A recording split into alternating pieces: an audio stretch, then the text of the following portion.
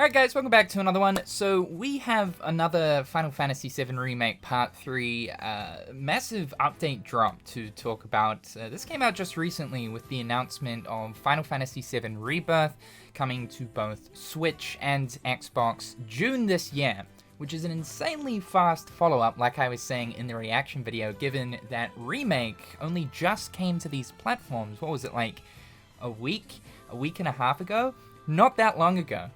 Most of us knew that Rebirth would eventually be coming to these other platforms. We just probably weren't expecting like an announcement this soon on, but more so a release this soon on. It was very recently that Naoki Hamaguchi was saying that they've currently got Rebirth running on Switch. Right now, they're just basically optimizing the game so that it performs adequately on the platform. I say this time and time again, but the efficiency of the 7 Remake team is unmatched compared to any other Square Enix unit across the entire company. Those guys are dipping into some voodoo black magic when it comes to their game's development efficiency, man. It is insane. But along with the announcement of Rebirth coming to Switch, Naoki Hamaguchi gave a huge, juicy, succulent update. This year, we plan to share more updates on the Final Fantasy VII Remake project than ever before. We look forward to celebrating together with even more players around the world. So, this is basically a soft confirmation that we're going to be getting some big news about the 7 Remake project, which ultimately means, yes, Part 3 is going to be unveiled this year, like we've been talking about. To no one's surprise really, but that right there is pretty much the raw confirmation. Since 2024, we've been receiving consistent updates on Part 3. Recently, Hamaguchi did drop some other stuff, like how the game is technically playable. The team are right now in a polishing phase on the game. They're currently on track to meet the release schedule.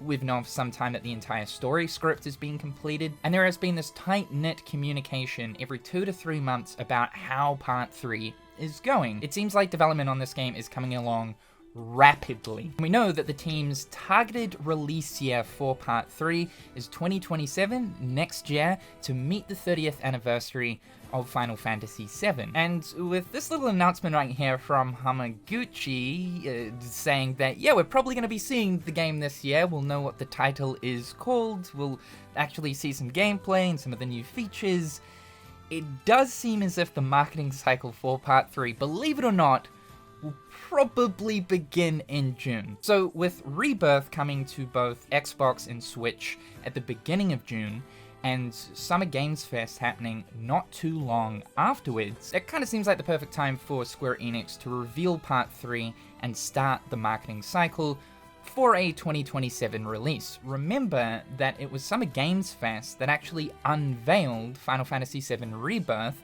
and gave a bit of a deep dive on that game. I would say that, like, once again, Jeff has managed to scoop up this opportunity and basically lock in Part 3 to be one of the major features of his show for this year. Remember that tweet from Jeff back in 2024 where he went to Tokyo, Japan to visit the Square Enix headquarters to sit down with Nomura and Hamaguchi?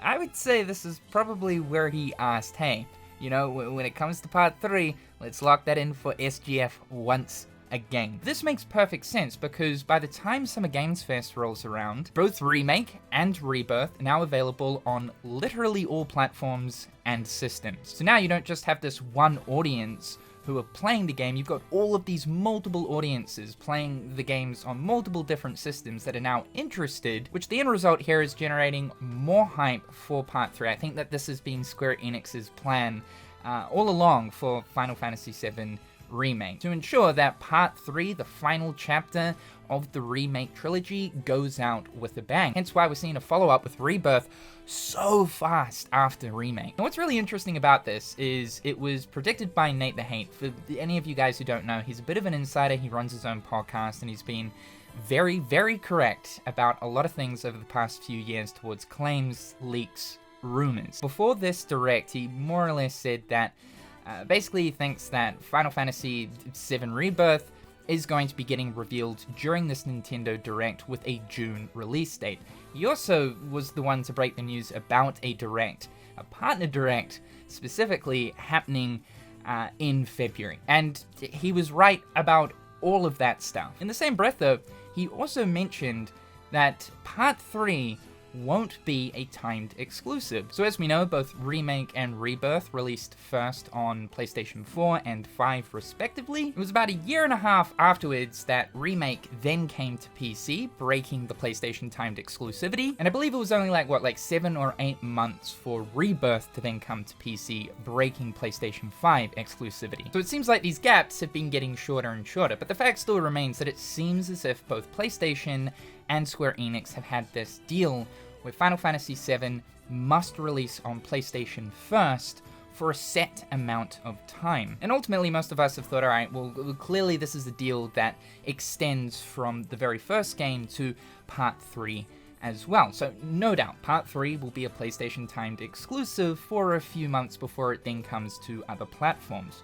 Well, maybe not. This claim here from Nate is very interesting, that it will be multi-platform through and through day one on all systems, but this is the direction that we know Square Enix are wanting to go, and not just for Final Fantasy, but basically all of their games. They are multi-platform focused, so it does make sense, but you kind of would have thought that Square and PlayStation had this locked-in contract for all 3 games. It does seem a little strange that that wouldn't exist for the very final chapter, arguably what will end up being the most important chapter of them all. So unless something has changed in the deal, or PlayStation truly only locked in the first 2 games, which would be strange, yeah, maybe this is right. Maybe Nate is correct about this. Remember, Nate's information is crazy spot on. I think he's like one of the most reputable leakers that we've had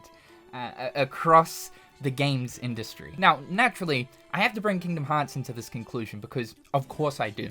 I'm the Kingdom Hearts guy after all, right? So, what does this mean for Kingdom Hearts? We pretty much know now for sure that we're absolutely getting a Part 3 reveal, likely come June of this year. So does that just mean that like Kingdom Hearts 4 is basically going to be forgotten about, like people are saying right now? Forget about Kingdom Hearts until the entirety of the FF7 trilogy is out? Well, for one, I think it's becoming more and more apparent that Part 3 is going to probably end up releasing before Kingdom Hearts 4. But I also do think that we will hear about Kingdom Hearts 4. I'm set on it sometime this year. Now look, I know it's so frustrating. It is so frustrating. As much as I am excited for Part 3, I can't wait to see how the game wraps up and how they take that final third of the Final Fantasy VII experience and, you know, remake it, chuck in new systems, take us to those areas that we're still yet to go to, the airship gameplay. I'm looking forward to all of it, and especially that conclusion. Is it truly going to be like the original, or will there be one final big plot twist